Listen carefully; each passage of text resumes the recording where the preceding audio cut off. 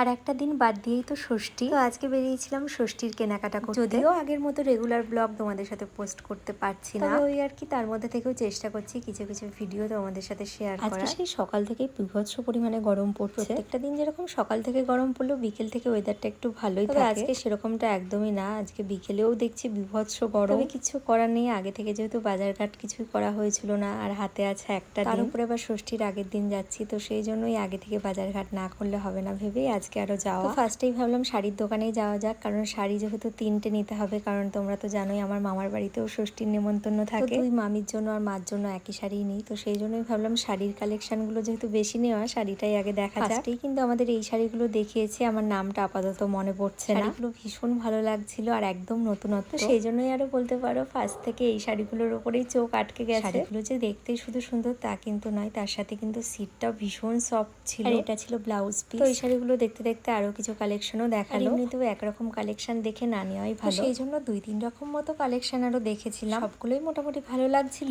একই শাড়ি যেহেতু 3টে আলাদা আলাদা কালার নেব, তবে সেরকমটা কিন্তু হচ্ছিল না। কোনো কোনো শাড়ির বলতে পারো কালার পছন্দ হচ্ছে না, আবার কোনোটার কালারই নেই। এখন যেগুলো দেখছিলাম সেগুলো হচ্ছে মঙ্গলগিরি, আর মঙ্গলগিরি এর আগেও দিয়েছি, তবে এই ডিজাইনটা একটু আলাদা ছিল। ওই যে আগে যেহেতু দিয়েছিলাম সেই জন্য মনের মধ্যে একটু খুঁতখুত করছিল যে একই রকম শাড়ি বারবার দেওয়াটা কেমন লাগে। তার থেকেই বড় কথা ফার্স্টে যে শাড়িগুলো দেখেছিলাম সেগুলোর উপরেই বলতে পারো মন বসে গেছিল, সেই জন্য এতগুলো শাড়ি দেখেও কিন্তু মনের মতো পছন্দ হচ্ছিল না। শেষমেশ ভাবলাম এগুলোই নেওয়া যায়, সেই জন্য এই যে ফার্স্টের শাড়িগুলোর মধ্যেই কালার চয়েস করছিলাম। আগের ভিডিওটা পোস্ট করাতে ব্ল্যাক কালারটা তোমরা অনেকেই ভীষণ পছন্দ করেছো, আমারও বলতে পারো ব্ল্যাক কালারটা ভীষণ ফেভারিট। তবে এই 3 বছর ধরে যতবার ষষ্ঠীতে গেছি প্রত্যেকবারই একটা করে ব্ল্যাক শাড়ি নেওয়া হয়েছে, তো সেই জন্যই এবার একটু খুঁতখুত করছিল যে ব্ল্যাক শাড়ি নেবো কি নেবো না। যাই হোক আমাদের শাড়ির কেনাকাটা কিন্তু কমপ্লিট। শাড়ি নিলাম সেটা তো তোমাদেরকে বলেই দিলাম, তবে কি কি কালার নিলাম সেটা অবশ্যই নেক্সট ব্লগে দেখতে পাবো। তারপরে গেছিলাম শপিং মলে, এখান থেকে একটা টি-শার্ট নিয়েছি। এসির মধ্যে যতক্ষণ থাকা হচ্ছে ততক্ষণ মনে হচ্ছে কি শান্তি, আর বাইরে বেরোলেই মনে হচ্ছে আগুনের গোলা। আমি যেদিন ভাবে কোথাও বেরোবো সেদিনই কিন্তু এইরকম বিভৎস গরমই পড়ে। যাই হোক শপিং মলে বাবার শার্ট পছন্দ হয়নি, সেই জন্য আরো একটা দোকানে চলে এসেছি। এখানেও হয়েছে সেম অবস্থা, মানে ফার্স্টেই যেটা দেখিয়েছে সেটাই কিন্তু ভীষণ পছন্দ হয়ে গেছে, সেই জন্য পরে অনেক রকম কালেকশন দেখলেও ফার্স্টে যেটা দেখিয়েছিল সেটাই কিন্তু নিয়েছি। কোনটা নিয়েছে এখন আর বলছি না, তবে তোমরা যদি কেউ গেস করে থাকো অবশ্যই কিন্তু কমেন্ট করে জানিও। তারপরে সমস্ত কেনাকাটা হয়ে গেলে একটু গেছিলাম পার্লারে, কিছুই না ওই আইব্রো করতেই যাওয়া। ওখান থেকে গেছিলাম যোগা ক্লাসে। অনেকেই জিজ্ঞাসা করছিলে এই সময় যোগা করতে প্রবলেম হয় কিনা, এতদিন ধরে বলতে পারো যোগা ক্লাসে যাইনি, আমি বাড়িতেই যেইটুকু পারি সেইটুকুই আর কি ব্যায়াম করি। ব্যায়াম করলেও হাঁটাটা কিন্তু একদমই হয় না, সেই জন্যই ভাবলাম যোগা ক্লাসে গেলে সবার সাথে দেখাও হবে, মনটাও ভালো লাগবে, আর তার সাথে একটা দিন বিকেল বেলা একটু হাঁটাও হয়ে যাবে। এই 2 দিন আর কন্টিনিউ করতে পারিনি, এই 2 দিন বলতে পারো এমনি গেছি। ষষ্ঠী থেকে বাড়ি ফেরার পর কন্টিনিউ করব ভাবছি। তো আজকে যোগা ক্লাসে কি ছিল তোমাদেরকে তো বলাই হয়নি। যোগা ক্লাসেরই একটা বোনের ছিল বার্থডে, সবাই মিলে কেক কাটিং, তার সাথে ছিল আমাদের মুড়ি পার্টি। মুড়ি বললে ভুল হবে, মুড়ির সাথে কিন্তু চপও ছিল, তার সাথে ফ্রুটি,